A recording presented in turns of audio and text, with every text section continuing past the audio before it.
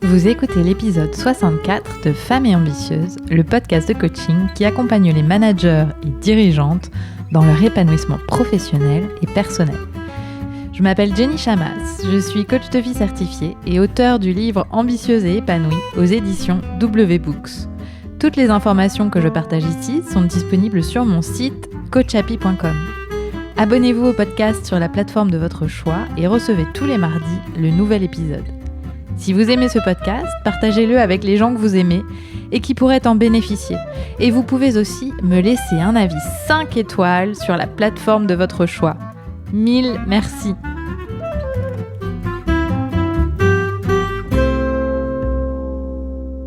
Aujourd'hui, je partage avec vous mes 5 pensées fétiches pour vous toutes, mes chères ambitieuses. Il y a des matins, il y a des semaines et parfois des mois où ça ne va pas aussi bien que vous le voudriez. C'est l'arrivée d'un enfant. C'est une prise de poste ardue. C'est la fin d'une histoire avec une entreprise, la création de votre propre entreprise ou son développement.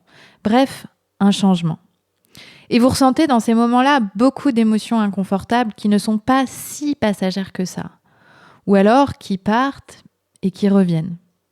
C'est de l'inquiétude, du stress, de la tristesse, du débordement, de la frustration, du manque de confiance.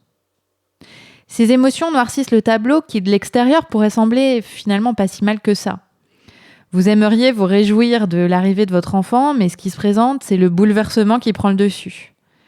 Et vous ressentez de la tristesse et du débordement.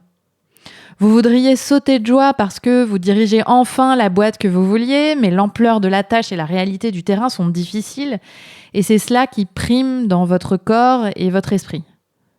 Et vous ressentez du stress et de l'inquiétude. Vous avez créé l'entreprise de vos rêves et la vie qui va avec, mais vos pensées sont focalisées sur tout ce qui est imparfait et qui ne va pas assez vite. Vous ressentez du manque de confiance et de la frustration. Je connais tellement bien ce que vous traversez. À chaque étape de ma vie, moi aussi, je suis passée par là et je dois le reconnaître, ça m'arrive encore. Mais de par mon expertise et mon métier, j'ai développé quelques automatismes de pensée qui m'aident énormément pour avancer. Alors je me suis dit que c'était une bonne idée de les partager avec vous, ces pensées fétiches, celles qui m'aident à désamorcer les périodes difficiles. Celle que je me dis à haute voix ou juste dans ma tête quand je choisis de me parler plutôt que d'écouter mon cerveau. Ah oui, parce que parfois mon cerveau me propose des pensées totalement catastrophiques. Alors voici les 5 pensées que j'aimerais partager avec vous. La première pensée que j'utilise souvent, c'est « c'est une circonstance neutre ». C'est ce que je me dis à chaque fois que je vis une situation qui me déplaît. C'est une circonstance neutre. Autrement dit, sous-entendu, je peux choisir d'en penser ce que je veux. Par exemple, un de mes enfants, tout à coup, est particulièrement turbulent, insolent ou énervé. Par défaut, je serais plutôt du genre à vouloir avoir le dessus et monter dans mes tours. Le problème, c'est que je ne m'aime pas quand c'est le cas et ça ne me fait pas du bien. Ça ne fait pas non plus du bien à mon enfant et surtout, ça ne résout pas le problème. Alors dans ces cas-là, je prends une grande inspiration et je me dis de son comportement à lui, c'est une circonstance neutre. Ça met de la distance entre son comportement et mes pensées et mes émotions. Ça me rappelle que de cette circonstance neutre, du fait qu'il soit turbulent, insolent ou énervé, je peux penser ce que je veux. Naturellement, je me serais dit, il est insupportable.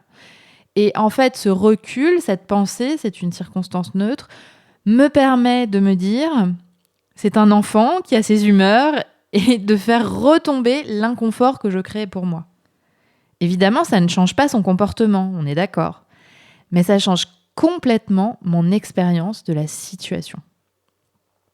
Deuxième pensée, ça fait partie du deal. C'est la phrase que je pense à chaque fois que je fais quelque chose de nouveau, d'ambitieux, de risqué et que je doute, que j'ai peur ou même que je suis fatiguée. Je me dis, ce que je ressens, ça fait partie du deal. Par exemple, quand j'ai démarré comme coach et comme entrepreneur et que les premiers mois, il s'agissait de trouver les premières clientes, je n'en trouvais pas assez à mon goût. Je doutais, j'avais peur de ne pas y arriver. Et dès que je me souvenais de cette pensée, le doute fait partie du deal, ça fait partie du deal de toute aventure ambitieuse, ça me rassurait. En fait, ça voulait dire, c'est normal de douter. Et en plus, ça me confortait sur le fait que j'étais sur le bon chemin. Le doute n'était plus un signe que ça n'allait pas marcher, mais plutôt un signe que je suis en train de me développer et de dépasser mes limites. J'avais d'ailleurs raison de penser ça, puisque même quand on a plein de clientes et même quand ça fonctionne bien, eh bien on doute encore en fait. Ça fait partie du deal. La troisième pensée que j'aime bien pratiquer, c'est juste une émotion, un ressenti dans mon corps. À chaque fois que je ressens une émotion inconfortable qui ne passe pas, c'est ce que je me dis. Et notamment quand je ressens de l'anxiété en pleine nuit. Dans ces cas-là, je me réveille et j'ai des difficultés à me rendormir. Alors quand ça dure trop longtemps, je me lève et je me dis, c'est juste une émotion, un ressenti dans mon corps. Ça va passer. Puis je prends un bouquin et je lis. Je dédramatise ce qui se passe là où, par défaut, j'aurais envie de me dire que, encore une fois, je me suis réveillée, je vais être fatiguée, j'ai un mauvais sommeil, et puis c'est pas normal cette anxiété. Et de me dire ça permet d'atténuer l'émotion et de ne pas créer plus de tension que l'émotion qui me traverse. Puisque évidemment, il y a l'anxiété, mais si on ajoute par-dessus l'inquiétude au sujet de l'anxiété, ça fait un joli combo, je vous laisse imaginer. Et cette pensée, c'est juste une émotion, un ressenti dans mon corps, marche aussi avec toutes les autres émotions inconfortables qui surgissent la nuit, mais aussi et surtout la journée. Le stress, le doute, la peur, voilà, vous pouvez essayer avec l'émotion que vous voulez. Quatrième pensée, celle-ci est en anglais, « Nothing has gone wrong ». Celle-ci, je la tiens de ma professeure, Brooke Castillo. Cela signifie en anglais « rien n'a mal tourné, rien de mal ne s'est passé ». Cette phrase m'est très utile quand une situation ne se passe pas comme prévu et que je suis face à un changement que je n'ai pas choisi. Vous pouvez, à votre tour, vous imaginer un changement dans votre vie. Changement de management, par exemple, ou alors quelque chose qui fonctionnait et qui ne fonctionne plus. Un comportement extérieur à vous qui change. Là où vous résisteriez naturellement à la réalité, vous vous diriez « Oh là là, si seulement tout était comme avant, si seulement ça ne s'était pas produit, ou si je n'avais pas fait ci, si je n'avais pas fait ça, ou alors si elle n'avait pas fait ci ou n'avait pas fait ça. » Bref, c'est toutes ces phrases de résistance à la réalité. Si à la place de toutes ces phrases, vous vous dites « Nothing has gone wrong », rien n'a mal tourné, rien de mal ne s'est passé, et que vous regardez la situation avec ce filtre-là, eh bien, vous avez accès tout à coup à plein d'autres pensées. Finalement, si ça devait se passer comme ça, si rien de mal ne s'est passé, qu'est-ce que je peux en apprendre ? Qu'est-ce que je peux en tirer ? Qu'est-ce que je peux en faire ? Quel est le message ? Quel est le signe ? C'est une pensée qui permet de se tourner vers l'apprentissage, la solution et l'acceptation du changement. Rien n'a mal tourné. Nothing has gone wrong. Et enfin, la dernière pensée, ma phrase fétiche au plus haut point, celle qui me permet de faire des choses ambitieuses, d'encourager des gens à faire ce en quoi ils croient, de lâcher mes jugements quand je pense que quelqu'un fait quelque chose de farfelu. C'est la pensée « tout est possible ». Tout est possible. Si vous y croyez vraiment, que feriez-vous que vous ne faites pas ? Que ne réfréneriez-vous plus ? Est-ce que ce serait postuler à un poste vraiment ambitieux ? Amener votre entreprise plus loin, à l'étranger par exemple, lever des fonds, entreprendre un projet qui change vraiment les choses, qui sort des sentiers battus.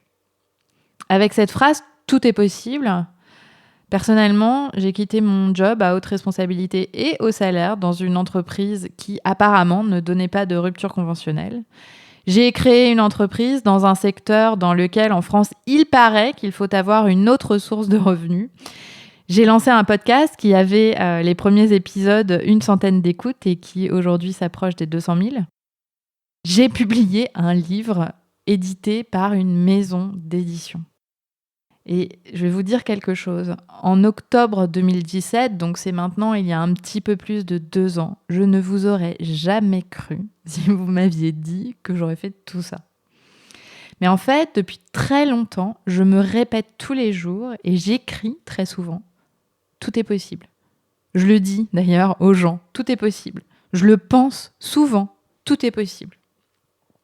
Et voilà jusqu'à présent ce que ça m'a permis de faire. Et je suis à peu près persuadée que cette phrase, cette pensée va me permettre de faire beaucoup d'autres choses qui m'attirent, qui me donnent envie, qui m'apportent du plaisir.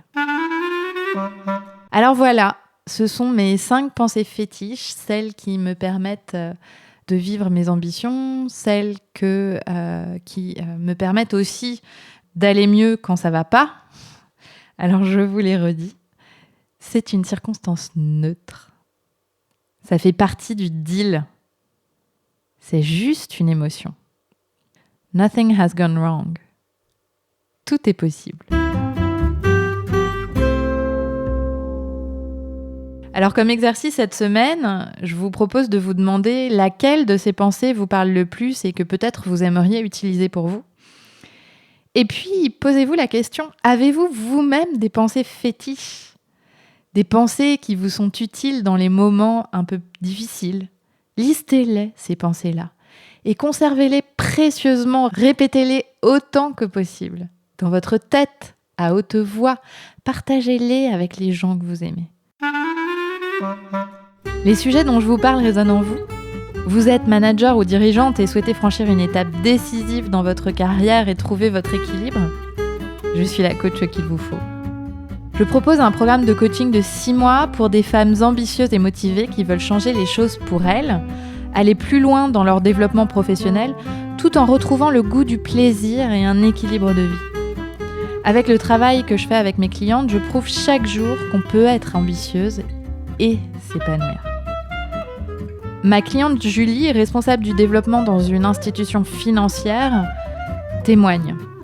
Avant le coaching, j'étais stressée et j'avais parfois l'impression de passer à côté de ma vie, de ne pas profiter des moments avec mes enfants, de donner trop d'importance à de petites contrariétés et de me laisser envahir par toutes sortes d'obligations. Avec le coaching, j'ai gagné en clarté et comprends mieux d'où vient mon stress. J'ai plus de facilité à exprimer mes désirs et mes choix, notamment dans le milieu professionnel. Je m'énerve moins dans certaines situations avec mes enfants. Mes relations avec mon fils préadolescent se sont nettement améliorées. Les soirées en famille en semaine sont beaucoup plus agréables pour tout le monde. Alors déjà, bravo Julie, et puis ça me fait toujours plaisir de lire ces témoignages et de voir ce que mes clientes sont capables de faire et de créer pour elles avec les outils qu'elles apprennent pendant le coaching. Alors, si vous voulez cela pour vous, vous pouvez cliquer sur le lien dans les notes de cet épisode ou vous rendre directement sur mon site coachhappy.com et cliquer sur « Travailler avec Jenny ». Et je vous dis à très vite.